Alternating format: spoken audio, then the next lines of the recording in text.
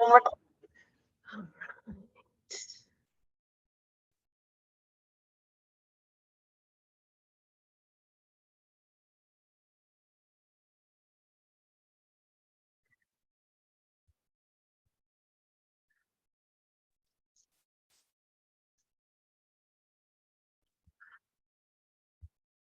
All right, good afternoon and happy lunch hour. Welcome to another edition of the relationship series. Thank you guys so much for being here.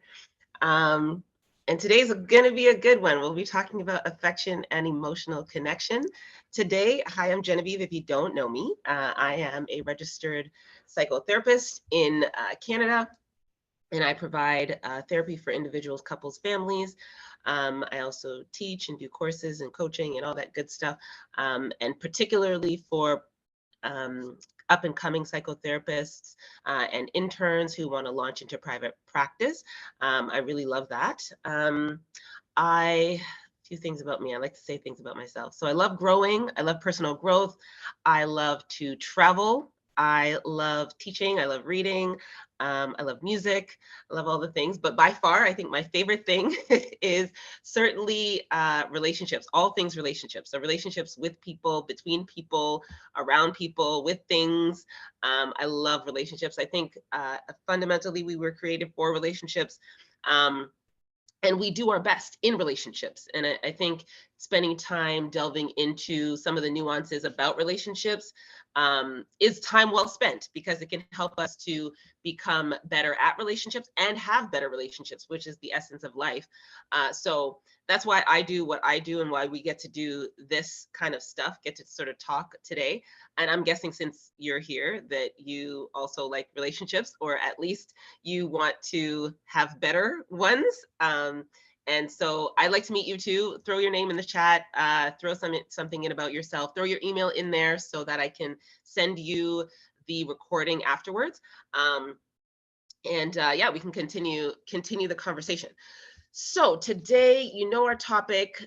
Here's our overview. Our format today will be as follows, with, of course, lots of room for interruptions. So I want to encourage you to throw your hand up, throw the little hand emoji thing up, or you can just turn on your mic and say, "Hey, excuse me, Jen," because I know I talk. I'm going to talk over the slides that we're seeing. But you can also turn on your mic and just interrupt and say, "Hey, I have a thought about that," or "I want to give some input or some insight," or "I have a personal story about that." So that's cool too. Or of course you can type in the chat. I know some people are at work, and so you can put some comments in the chat and I'll read them out, and we can, talk about those as well. So this is our overview for today. And pretty similar to most of our chats. But I do like to sort of ground us in some definitions. So we'll go through some definitions. We'll go through some cultural norms. We will talk about the secret sauce of relationships, relationship quality. So how this adds or enhances relationship quality. Some tips for us, the sexes. I know we live in a non-binary, and gender is out the window, old school, but I'm not old school. So we're going to talk about that. And then, of course, I'll have a personal challenge for you. And we'll talk about next week and what's coming up, which is really cool. What's coming up in the over the summer months. So next week will be the final relationship series for this segment, final episode. And then we have something coming up in the summer months, which should be really cool, that I want to tell you guys about.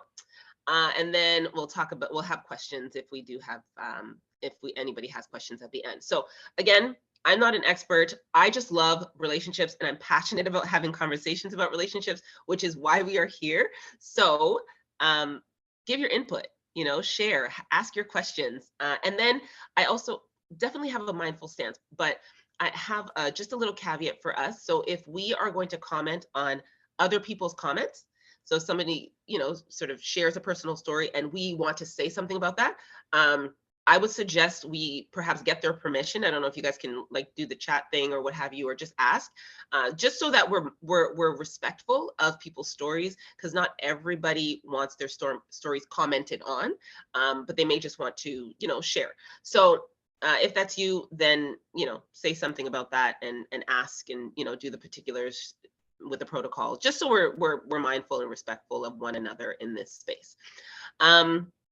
So yeah, as we're going through, again, just have an open mind. Think about the things that you might be hearing and seeing. Um, for yourself, maybe do some introspective work, determine if it's rubbing against any assumptions that you've had, if it's broadening any perceptions that you've had, if it's causing you to revisit or perhaps commit to unlearning some of the ideas and beliefs that you've had concerning emotional connection and affection in relationships. So here we go. Let's jump in. Okay, we'll start with a couple definitions. Affection and emotional connection. Affection, most common definition of affection is showing someone, and I highlighted this, right? Showing someone that you care about them through gestures. Showing someone, okay? So physical gestures, they can look like hugging, kissing, holding hands, and then other gestures that aren't so obvious or perhaps tangible can look like listening, being transparent and open, being vulnerable, things like surprises, like surprise, I got you that, I don't know, that material item that you said you liked or you really wanted, or I got that book that you said you were looking at, or, that kind of thing, or spending quality time. That can also be a gesture of affection. So affection, I want to be very clear, is showing. And then emotional connection is more a feeling of alignment and intimacy between two people that goes beyond just physical attraction. Because I know sometimes we like to associate this to physical connection or physical attraction or sexuality. And then I also know that we like to also, my words today, we also sometimes only qualify this in romantic relationships. So I want us to expand sort of our thoughts here and to include it in all of our relationships with people in general. So it's a feeling of alignment and intimacy between two people, having fun together, surface level, it's beyond having fun together, surface level conversation or intellectual similarities. Instead, it feels like you're connecting on a deeper soul level. And I like this last piece here, and I wanted to really hone in on it, and feel secure connecting that deeply. So it's a feeling of security as you are connecting emotionally. Okay. So one has to do with affection, or so one has to do with showing, one has to do with sort of the internal emotional experience that you are having. And I've been told by men that this concept is somebody is on, not on mute. I'm going to mute you, whoever you are. Just give me 1 second. I've been told by men that this is a very difficult, no, I don't know, difficult. It's somewhat challenging to sort of wrap their minds around this concept, this like emotional connection thing, especially as separated from sex. Because I don't know, it's sort of like intimacy is sexual, and that's sort of where we are socialized to be as men, or where they're socialized to be as men. And so emotion is often experienced, but not necessarily processed or really understood, and not encouraged to be like expressed or explained or articulated in like words other than I'm mad, sad, glad type of thing. So men particularly, I've heard and been told, and men have shared with me that they don't always have like language to describe, what they are feeling, and to really experience fully what they're feeling. Like the words are not at their disposal, and so it's very easy for them to say, oh, intimacy is sex. Okay, I feel close, and what have you, in that space.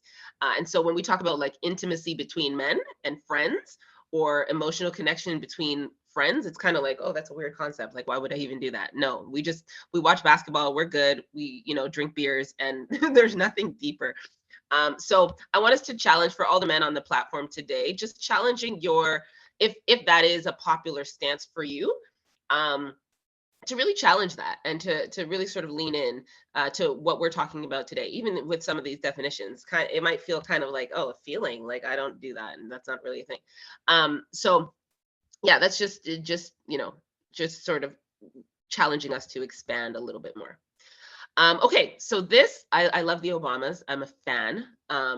And what I particularly like is that they for us were, or they for the world were a family that sort of contradicted some of the main images that we usually see in media as it pertains to Afro-Caribbean families. Um, so I don't know how many of us saw images like this growing up and then could relate. I know that um, Kevin says I have a lot to share on that topic. Okay, you can jump in. I mean, I'm here. We're talking about the Obamas and so on. But yeah, I'm super open to hearing some of your thoughts about, or maybe some of your experiences. I don't know. If you want to jump in now, you can. If you don't, it's totally okay as well. I Did I don't know hear if you you? guys can hear me. I can hear you. Okay. No. So it's been asked of men to not express too much. Because it's necessary for men to control their emotions. They Mm, cannot be led by feeling. You must logic. you must be directed by logic, Hmm. because a man who is out of control and is guided by his feelings can do more harm than good. So Yeah. because you're conditioned to make sure to control your feelings and not have them direct you, you don't make decisions based on that. And sometimes because of that, you're also kind of just sort of lumped into a space where, all right, you may be experiencing some things and there Hmm. may be feelings associated to it, but you can't focus on that right now because you've got an issue to deal with. Yeah. So if you have an issue to deal with and you're not supposed to focus on the feelings, then where are you going to be able to ascertain language and time and space to delve into resolving a problem? Because Interesting. that's what's Yeah. necessary, right? Yeah. Second, you're also, everybody says, no man is an island. However, we're kind of taught to manage our situations. And so, even though we know no man is an island, it seems to only be effective in Mm, areas that affect the larger group. So, it has nothing to do with that man and how he's dealing with his issues, or the issues that, or the way the issue for the whole may be affecting him. So, he's kind of siloed. huh. Okay. Okay. So I might challenge you on that just for clarity. So we're looking, I mean, and I think what you've said can be true for everyone. And I want us to make sure we're focusing in on the topic. I have a hand up, Kalenia. Give me 1 second. I'm just gonna ask a clarifying question, and then I'm gonna get you to jump in if that's okay, before Kevin answers. So when we're looking at socialization, yes, for sure. I think everyone, I think culture and society, especially in the Western world, does teach us to control our emotions. And I think more so, perhaps, men are encouraged along with that to develop a way of expressing themselves or dealing with life with logic at the fore. Whereas women are sort of more encouraged to develop relationships and so on. So I hear that. So my clarifying question is with regards to affection and emotional connection, how that translates either into um, developing or not developing, choosing how to, express the self or what have you. And especially as it relates to culture. So we're looking at society and culture at the same time.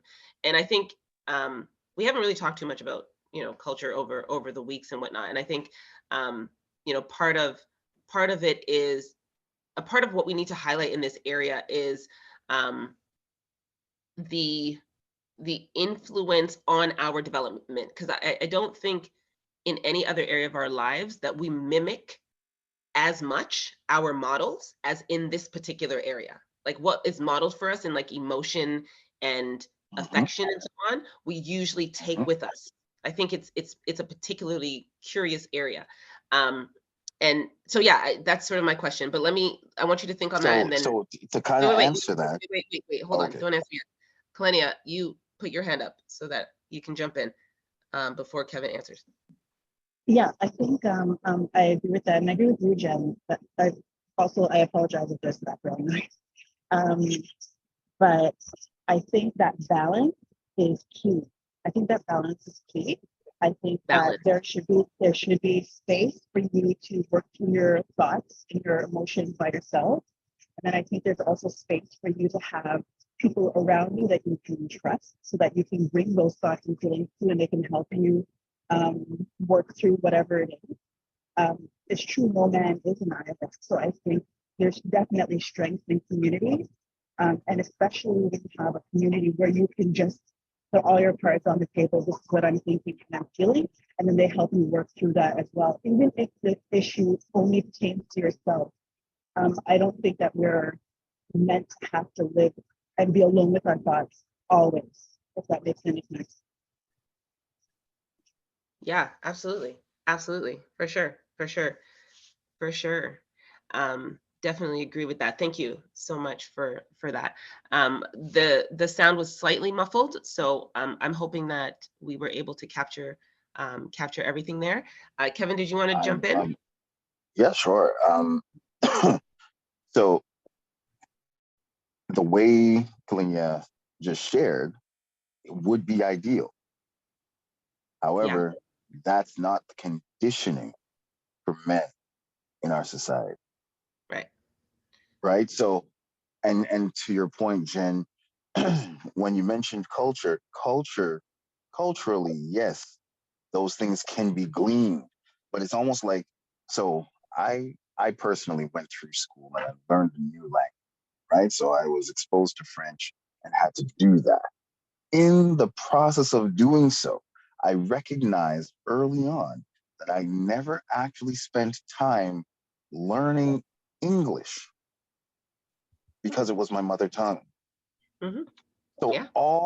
so in the way they did it when I was growing up, I don't know if they still do it exactly the same way, but they immersed me in Mm-hmm. everything Mm-hmm. French. So Mm-hmm. I learned sciences in French. I learned Mm-hmm. geography in French, history in French. Everything was French. And I never spent time even learning how to conjugate a verb in English. Mm-hmm. Yeah. So so while that is the case, this similarly can be the fashion. It's almost as though they expect if the if your surroundings and the family that you're connected to, if those people happen to be people that you can confide in, people that can show themselves trustworthy, people that would actually want to help you delve into that, then it's possible to be gleaned. But on a whole, it's not like that. Yeah, and I think there's a good point there to make the distinction between individuals, or sort of on a micro level, and culture, society on a macro level. And I'm talking about sort of the systemic influence as it pertains to societal and cultural messaging around how we handle emotional connection, how we handle the demonstration of affection, um, and then also who is allowed to do that, who's permitted to do that, who is free and open to do that, right? And so when we see things and receive constant or consistent messaging about certain types of families or certain types of people or what have you, that are able then to both express and receive um, emotional connection and affection in particular ways, particularly healthy ways, then we have buy-in that is subconscious. And so if we don't see it or don't talk about it, or it's not displayed for us, then there is a subconscious what is it, not categorizing, or when you put yourself in a box, compartmentalizing, right? So if you grew up and you never saw Black families on television, and we have the Cosby Show and Family Matters and so on, but if you didn't see that particularly often, or you didn't identify with those people, then your level of trust and sort of ability to qualify yourself. Like, I'm qualified to offer affection, in those ways. I'm qualified, or I deserve to receive affection in those ways, or connect with other people in these ways. That won't automatically translate. We have to learn that. And I love what you said, Kevin, about the immersion aspect of things, because it's true. I mean, I went to French immersion as well. I learned how to speak French first, even though English was my mother tongue. And so even in relationships, we have to recognize that although it comes naturally or innately to us to connect and to attach to other people, we do still have to take time to invest in building and growing in this particular area, and especially investing in the skills that are required to maintain and to build healthy relationships with one another. And so, especially with culture, because it's such a it is such a powerful influencer, and sometimes the silence, or the, what is it called, the absence of imagery and messaging influences us more, especially in this area. Because I mean, I read a book. This was years and years ago. Dr. Banks, I can't remember his first name right now. He wrote a book called "Is Marriage for White People?" He said he went to a school and he was talking with a bunch of kids. These are like grade 1, grade 2, and he was like, "Oh," he was talking about marriage and whatnot. "How many of you want to get married?" And one of the little black boys said, "Oh, marriage is for white people." Right. And so, I mean, he's probably 8 or 9 years old, and he already has this message in his mind about who is qualified to have this thing, this romantic relationship connection thing. And he's not included in that. And that's a product of culture. That's a product of our societal messaging. And so, yeah, I want us to keep that in mind, as we talk about this thing, because we can internalize it as our personal journey, and we all have choice, of course, in that space. And so we can decide to develop skills that we didn't learn, right? We can decide that as we are adults, but also recognizing within that, the greater narrative that is at play as well. Okay. So I want us to just sort of keep that in mind. Kalenia, you have your hand up still. I'll put it here. Balance between logic, emotion, working on things yourself, then asking for help from others to work through things. I agree. Yes, absolutely.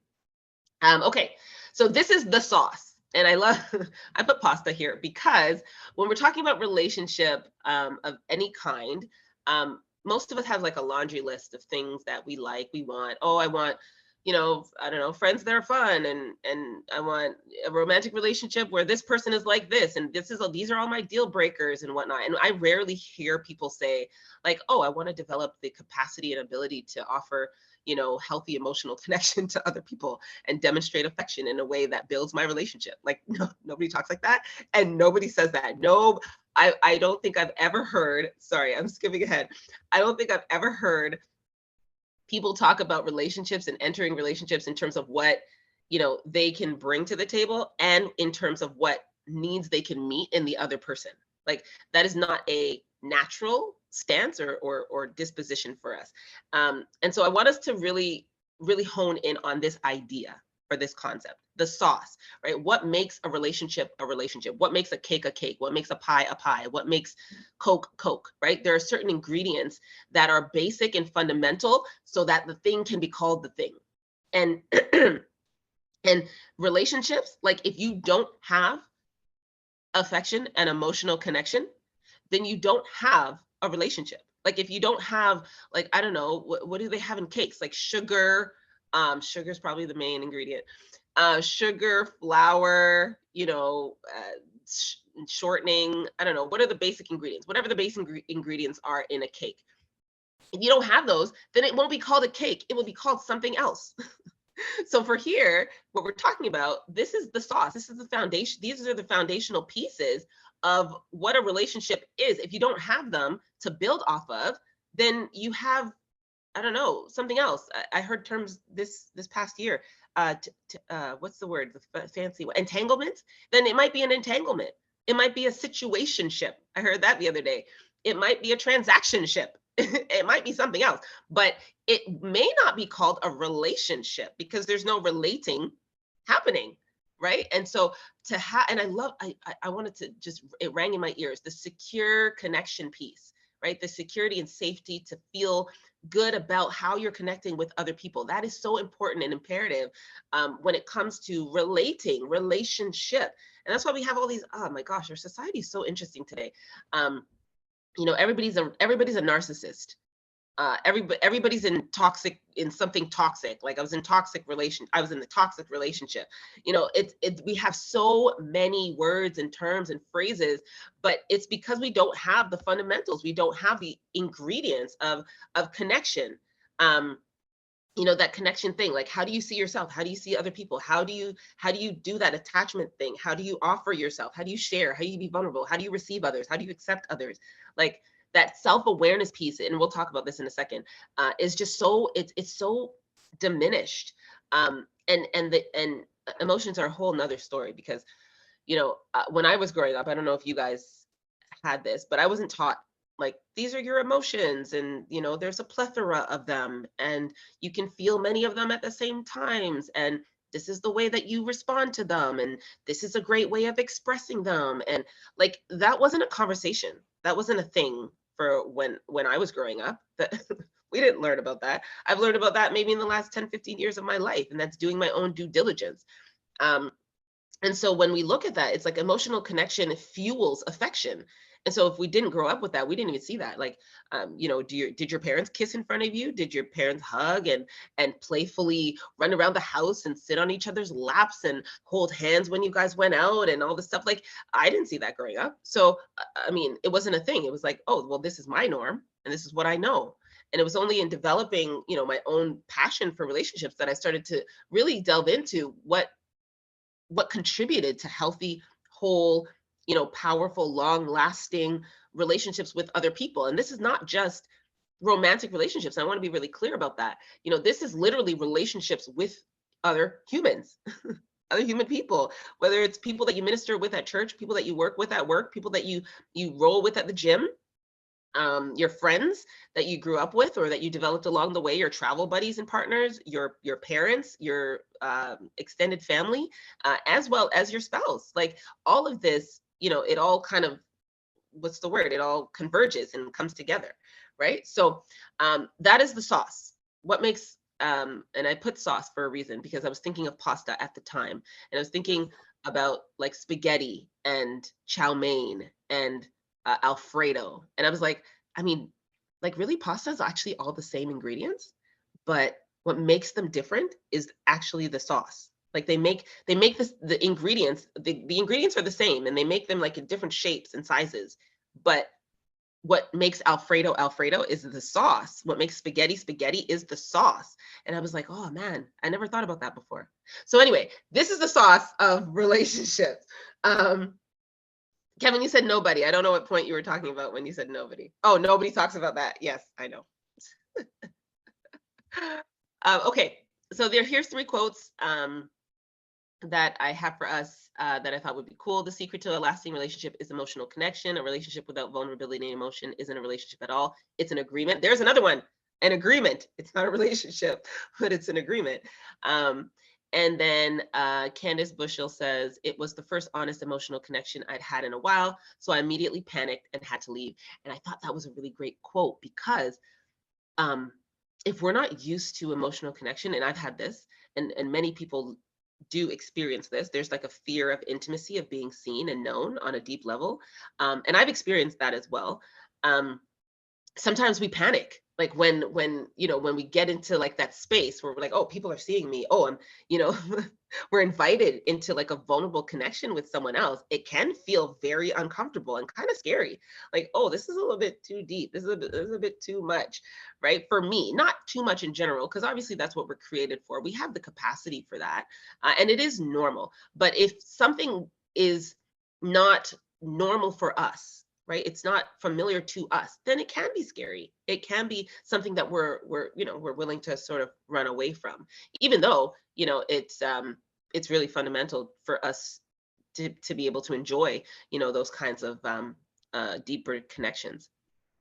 And I think that's true for all human beings, by the way. I think that that we all want to be seen and known and loved and to belong somewhere. I think those are very fundamental human needs, and that crosses the board: men, women, men. Okay, so let's look at relationships, disconnection. What are the things? So we're talking about emotional connection, obviously. What are the things that can create disconnection? And I just put these 3 points here. So low emotional intelligence, and emotional intelligence in the form of self-awareness, emotions knowledge, and then compassion. And so some of us don't have that part of us developed to the point where we can experience, or we allow ourselves or give ourselves permission to feel compassion for others. And so we're very like, oh, well, they hurt me, or they did me wrong, or, I want my needs met, or what have you. And it's sometimes difficult for us to do that. And self-awareness, listen, I've been doing this self-awareness journey for uh, I'm say very intentionally for over a decade now. And yeah, guys, we're just not as self-aware as we think. Like that, it's just, I hate to break it to you, but that's just the reality of the matter. We're just not we're not there. Okay. We might, read 3 books and, I don't know, go to 5 therapy sessions, and we think we're like super enlightened, and we know the things about ourselves, but yeah, we're not. And so we need to actively like pursue intentionally, working on building our awareness of self and how we show up and how we impact others, and all of that. It's so imperative and important to building that emotional connection in relationship. Um, Low self-esteem can be a really big one. If we don't feel good about ourselves, then we likely won't allow others to know us. We likely won't feel comfortable, showing ourselves, showing our flaws, it's just showing ourselves. And we all have insecurities, yes, but there's something about being able to share that with another person, and to receive acceptance as well as to give acceptance, for those areas of ourselves that we're continuing to develop and to evolve in, and to heal in as well, because there's healing that's involved. But low self-esteem can be a relationship disconnector. And then low effort, I think this speaks for itself. If we don't, I heard a quote, this is a little while ago, if we don't participate in relationship, then we are going to lose that relationship. If you are not a participant in your relationships, then you're going to lose the relationship. It will fizzle out, it will die, you will drift apart. That it can't stand. So low effort, and this sometimes comes from mindset and our belief system. Sometimes we think, because we are created for relationship, our relationship should just be good naturally. Like we should just be okay. Like we don't have to work on anything. We don't have to work on skills. You accept me the way I am, and this is just the way I am, and you just need to deal with it and all this stuff. And so sometimes our mindset or our belief system gets in the way of putting forth effort in relationship. Like I shouldn't have to do anything. You should just, you should just, or other people should, and this, that, and we don't put forth the effort to really develop ourselves, and to grow, and to change, for the better, really. So those can be ways that we create disconnection in relationship. And then of course we have the opposite. And this is why we should really care about this topic, right? The quality of our relationship determines the quality of our lives. And that's just true. If we have jacked up relationships, let's be real and honest, we are miserable, we're down in the dumps, we are stressed, we have anxiety, we're depressed, like there's just a lot going on. And so in order for us to have good relationship quality, or have quality relationships in our lives, we need to have emotional connection and demonstration of affection. Like that's just the truth. And these are all the wonderful things that can happen out of that space. We develop trust, we have good communication, there's this feeling of safety and security, there's satisfaction and fulfillment, and we have a level of acceptance for ourselves and for each other. There's a sense of belonging, there's a willingness and a desire to give, to serve, of ourselves, right?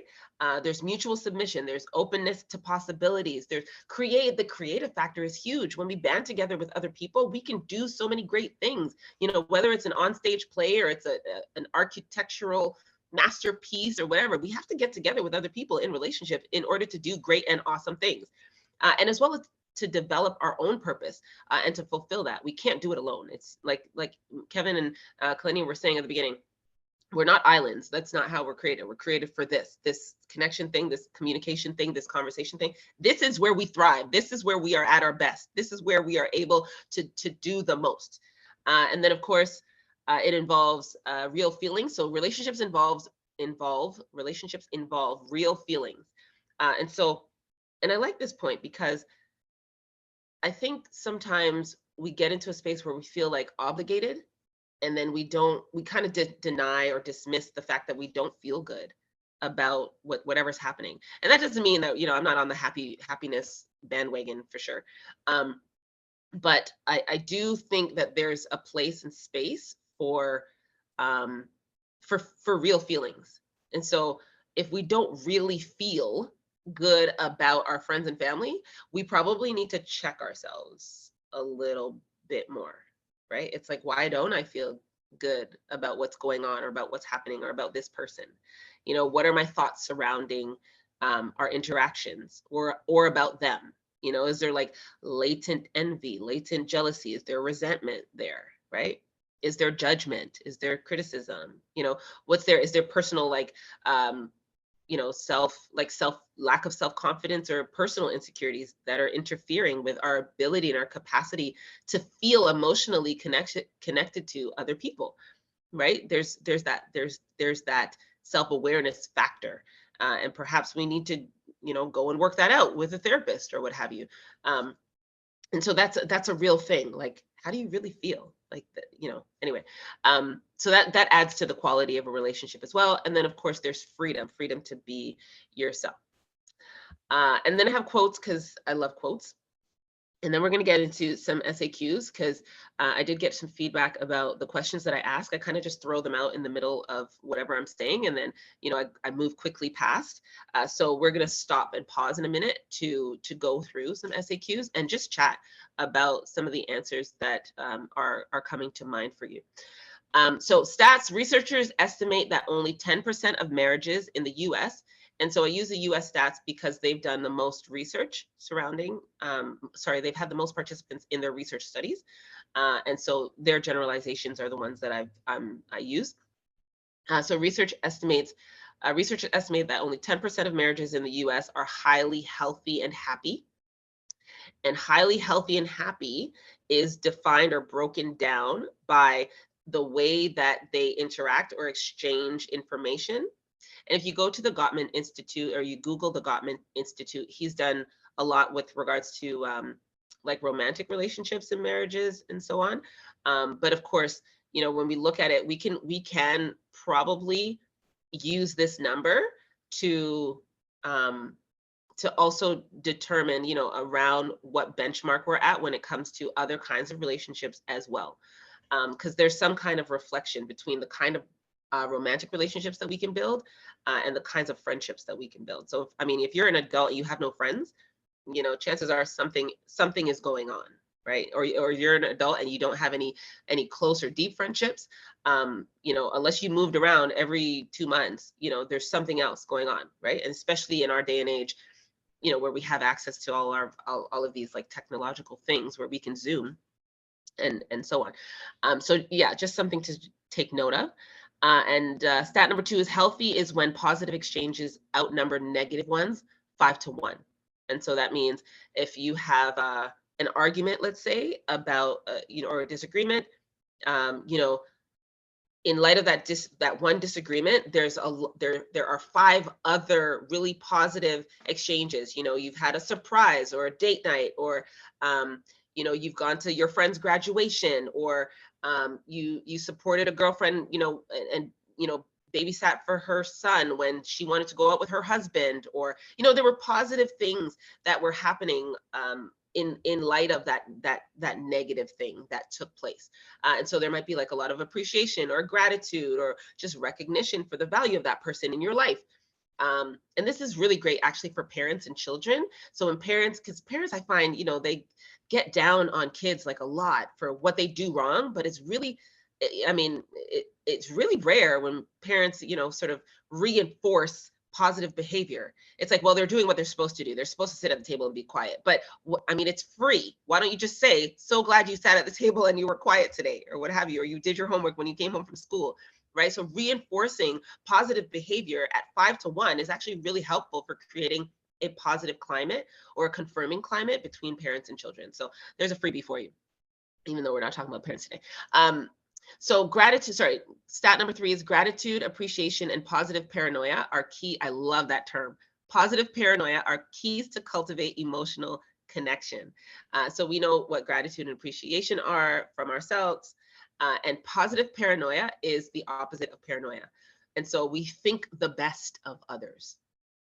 We give them the benefit of the doubt. If we are in relationship with people, say, you know, you made plans with a girlfriend and, you know, she's late for the dinner, right? Positive paranoia would be like, I know my friend values my time.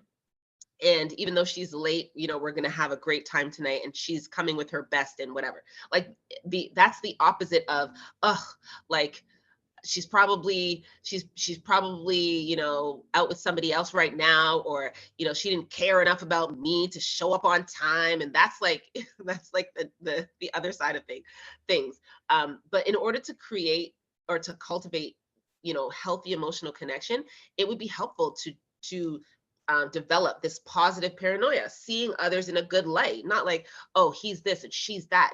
No, more like, oh, okay, I see that. You know, let me see the best in that person. Let me think the best of that person. Just like we do for ourselves. We have so many, oh my goodness, I would do this if, so many intentions and so much, I think they call it, is it, my goodness, something bias. I can't remember the term right now. If you guys know it, let me know. But it's a certain bias that we have towards ourselves that we don't give to others. It's a sort of a double standard. Like, oh, I was late because I had all these things to do, and you know, my intention was to be on time, but then there was traffic and blah blah blah. But they were late because they don't respect my time, right? It's kind of weird. So anyway, positive paranoia is something that helps with our emotional connections in relationship. I have no idea why they call it paranoia, but it was just a term that I just in the research that I found, and I thought it was really cool. because of the way the psychologist described it, I was like, yeah, that's true. You know, sometimes I do think the worst of other people, and I think, oh, why did they do that? Why did they do that to me? And I'm like, they didn't do anything to me. but anyway, just being able to cultivate sort of that thinking the best of and giving other people the benefit of the doubt. So here are your SAQs. I'm a huge fan of SAQs or SRQs. SAQs are self-awareness questions. SRQs are self-reflection questions. And again, I usually ask them as I go along during the laying of the foundation piece. But again, I got the suggestion and I thought this would be more clear. So perhaps you guys can jump in and, you know, share what you learned about affection or emotional connection, good or bad, what displays you saw growing up, at what, oh, and I had this question, at what age did the regular affection stop, assuming it ever started? Like for me, I remember thinking back to when I was a child growing up, like when my mom came home from work, when my dad came home from work, I would go to the door, like I'd run to the door and I'd give them a hug. And I honestly, I don't remember. I know it was before age 10, but it just stopped at some point. It just fizzled out for some reason. And then what did you learn about emotions? What did you experience? How did you experience comfort, you know, growing up, or emotional connection? What happened when there was conflict at home? And then how did you regain connection after a breach? Like if someone got mad or, you know, what have you, like what was sort of the process? Is it attribution bias? I think that's the other one. There's two of them. I think that is one of them. Thank you, Tim. Yeah, so I don't know. You guys can jump in, and then I'm going to give you guys a personal challenge. Or if you don't have, Tim says, for me, it's about 11, around the same age my dad and parents divorced. Ooh, yeah. So that would be an actual breach, like an actual cutoff where parents separated. That the, you know, the affection sort of kind of waned or died out. Yeah, it's so interesting, you know, sort of to note the difference between, I guess, who, you know, how we qualify for emotional connection and affection as children versus as adults. It's kind of like, okay, you got enough, like, you know, go out on your own and figure it out. So yeah, very, very interesting. Yeah, And then even Oh yeah, sure. Shout it out. No, in relation to that, yeah, my dad was aware that, you know, when his parents divorced, that he didn't know what to do. Like, he didn't have a dad teaching him after that age. So he would tell me around the time I was 11, like, oh, like, I don't want to do this again or repeat this. But by the time I was like 12, he was starting to repeat stuff that he grew up with, right? Yeah. And growing up after, like, from 12 on kind of thing, I don't remember getting hugs that Yeah. often. Like, yeah, you know, or, and even nowadays, it's like, it's taken me a lot to be like I have a friend who's a hugger now, and he's a guy, and like, I'm not, like, he hugs me and it's like, you know, like, and it's not even a side hug Yeah. or anything, and I'm not like frozen or anything. It's just I don't know how to just stay there, you know. It's just like, you Yeah. know, just Wow. let's be there in the moment, you know. So Yeah. I'm learning that, but it's taking me a lot, like a couple of years to even get comfortable to that point, you know. Yeah. Yeah. Ooh, and that's something you learned about affection really in your childhood that you carried into your adulthood. You know, it's kind of like I'm, I'm not that kind of person. Like I didn't learn to be that kind of person. You never learned to be comfortable in that space. Like that's not something that, you know, you were able to develop and carry with you.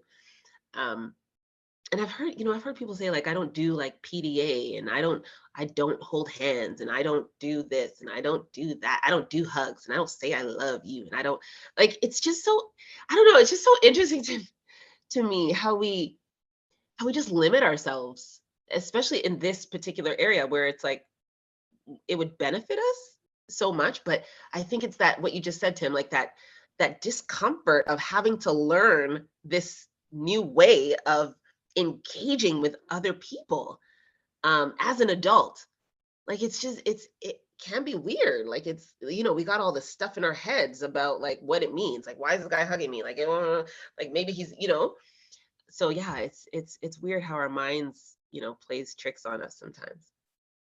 Kalenia says, for me, somewhere around teenagehood, um, restarted after I graduated from university. Okay, as an adult. And so I've noticed that often people are super affectionate with children and then they stop as the child transitions into teenagehood. Yeah, and me too. I'm like, I wonder why that is. It's a thing. It's not just It's me. another I've thing heard too. it. Huh?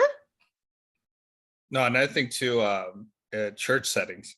I think one of the things for me was like, Mm, you're yeah. so like trying to be, you know, make sure you're being pure and like you're not hugging, you know, someone of the opposite sex too long and all this type of stuff.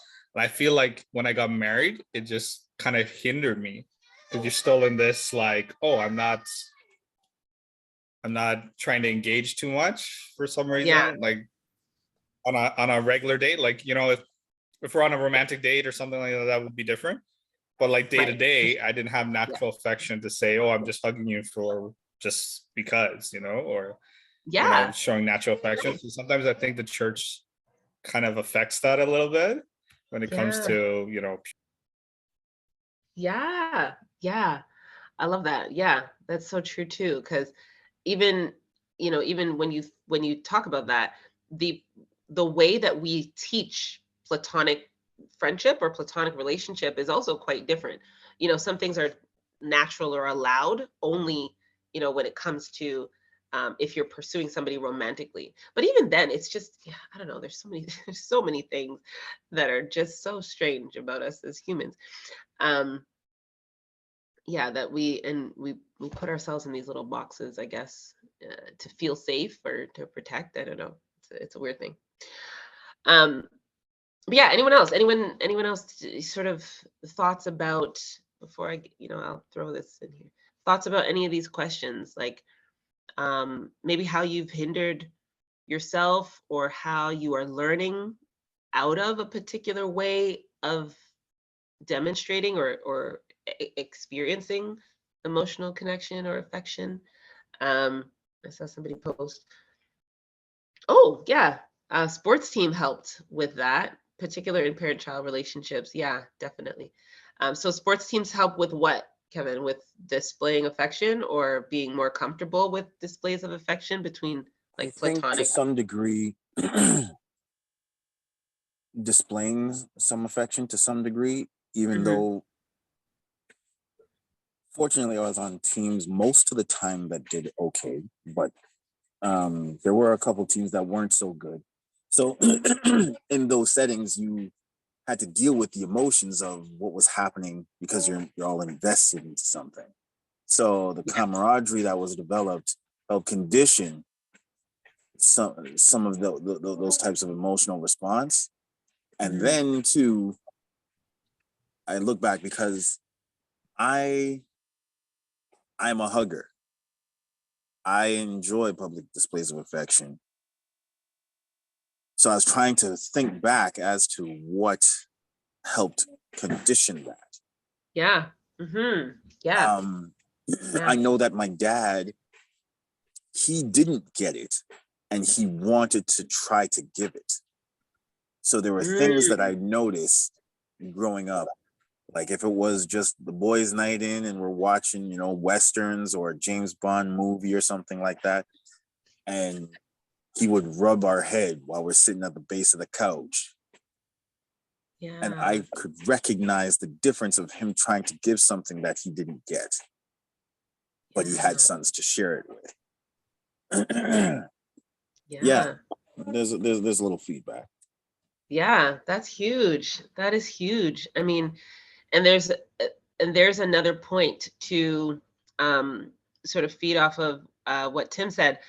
Um, it's it's really about intentional learning and being able to almost endure um, discomfort in order for you to learn to do something different, right? So if you recognize you didn't get something, you have to go through the uncomfortable process of one, grieving the fact that you didn't get those things, but also determining how you're going to be different and doing that, because it's not comfortable to learn as an adult, and it's not comfortable, or it doesn't come naturally, right? So you have to be disciplined and intentional about that. Like, I didn't get it, so now I'm going to endure and learn the discomfort through the discomfort so that I can give it to my sons, right? So that's, that's and that's modeling so much more than just emotional connection and affection.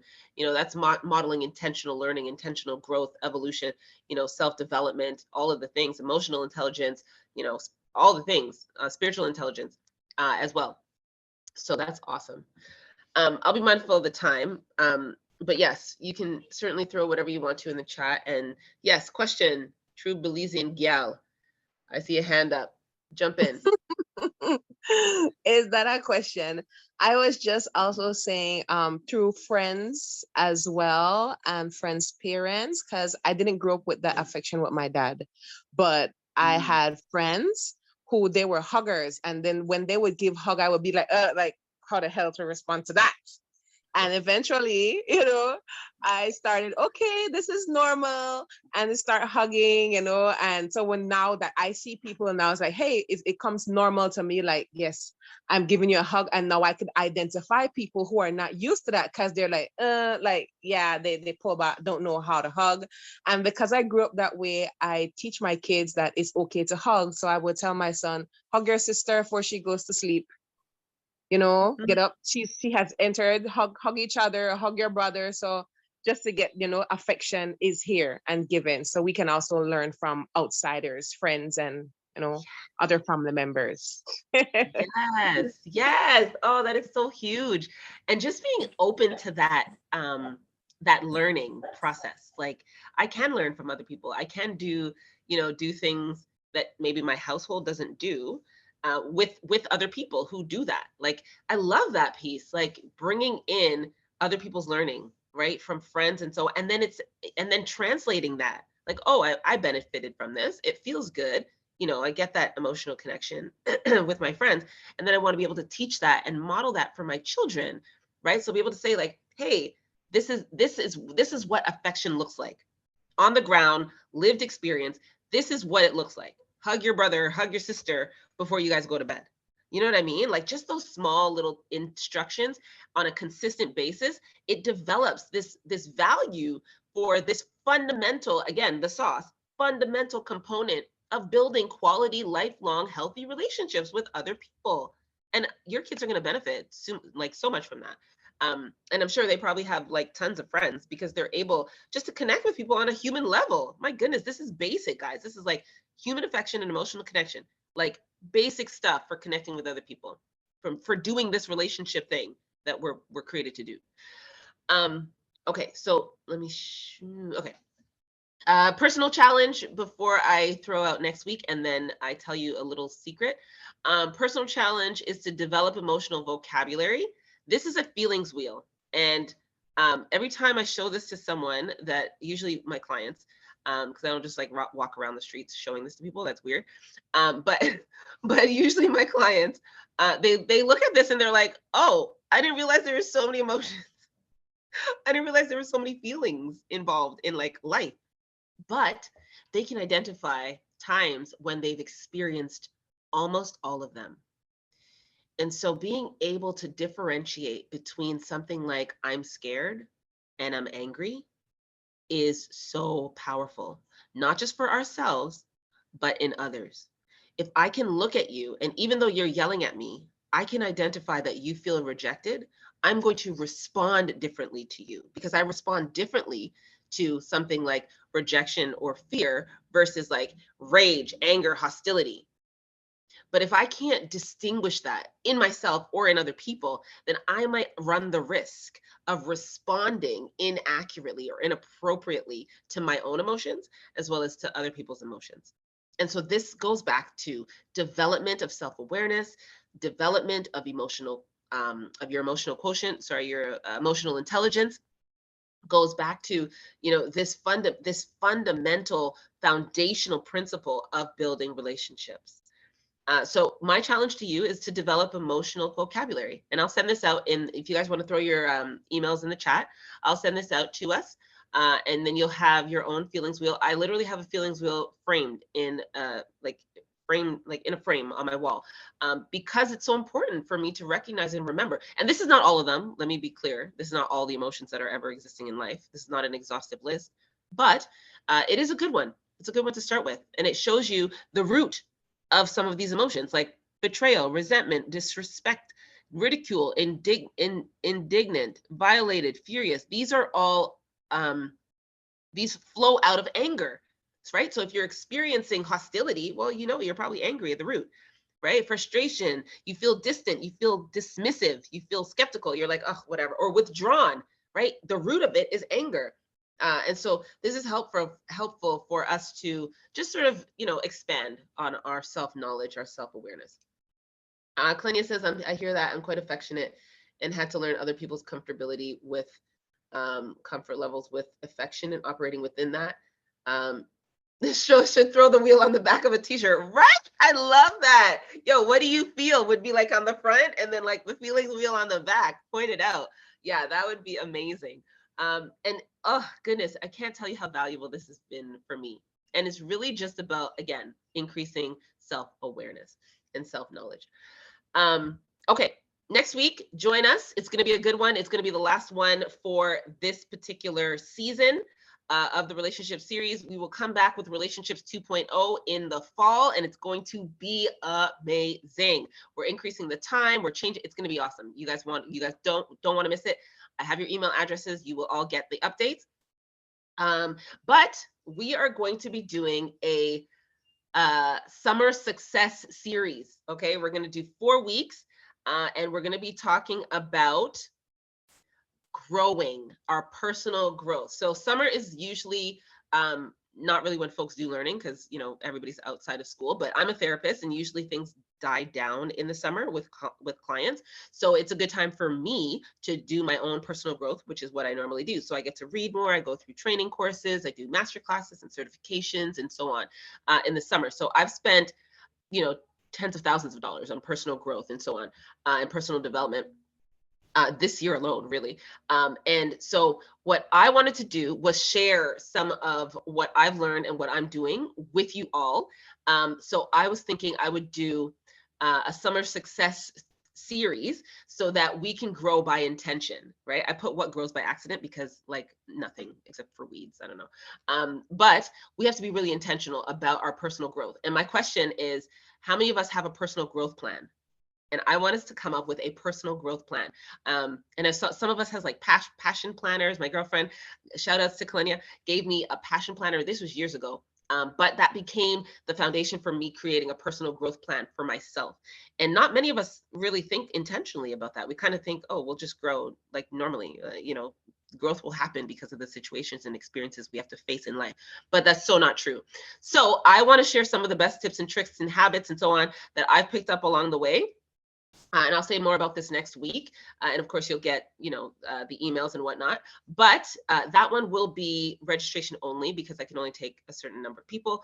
And then we're going to go through like this summer personal growth plan, growing by intention and really growing ourselves. We can't do the things or have the things that we want unless we grow within our capacity to handle those things. And I've been on this personal journey because I'm like, oh, I want to do all these great things, these more things. Okay, great. But I'm not mature enough, disciplined enough. I don't have, the capacity of what it takes. I don't have the right connections. I'm not in the right position, the right place. I haven't carved out enough time. Like there's so many things that I need to personally grow in order to handle or to contain those things, right? So if I have a small container, but I want like a whole liter of water, well, hello, no, that's not going to work. I need a liter container so I can contain the liter of water, right? So similarly, the principle stands. So I'm going to be doing that. Look out for that. Mentiverse, of course. If you guys want the replays, download the app, Google Store, Apple Store, so on. And then questions and answers. We're going to close for today because we are over time by 1 minute. But if you want to fill out the survey for the chance to win a prize, please do that. I would love your feedback, or throw out your feedback on Facebook, on WhatsApp, wherever else, because I love to hear your suggestions. And some of you guys have such amazing ideas that I'm going to be implementing. So thank you guys so much for being here today, for sharing, for talking, for sharing your stories, for being present, and all that good stuff. Again, throw your emails into the chat if you guys haven't already, so I can send you guys the replay. Thanks again, guys, for being present for the relationship series. What do we do today? Affection and emotional connection. Have a great rest of the day and enjoy your lunch. Thanks so much.